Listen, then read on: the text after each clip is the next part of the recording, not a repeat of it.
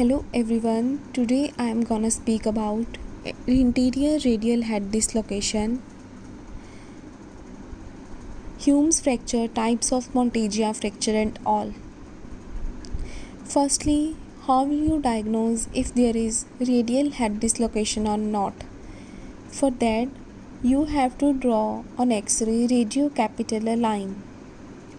It is a line drawn through the center of the neck of the radius and parallel to the long axis of the radius. It should pass through the center of the capitellum on all views on all stages of flexion, whether it's lateral view, AP view, on every views. Here it is passing through the center of capitellum, so we can say that there is no dislocation.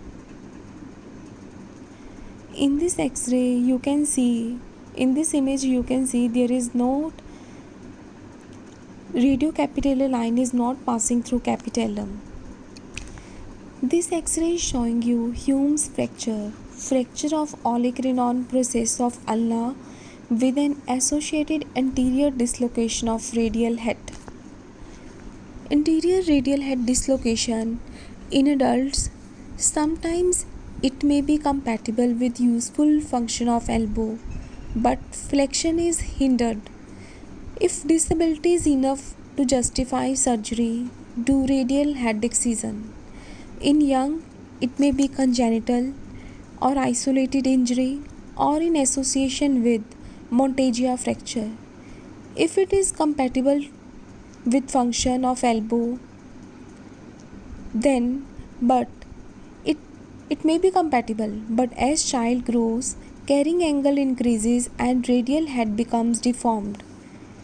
If it's not congenital and child is young and there is less than 1 year of dislocation, then do open reduction and reconstruction. With or without ulnar osteotomy, once growth is completed, disability becomes severe and do excision.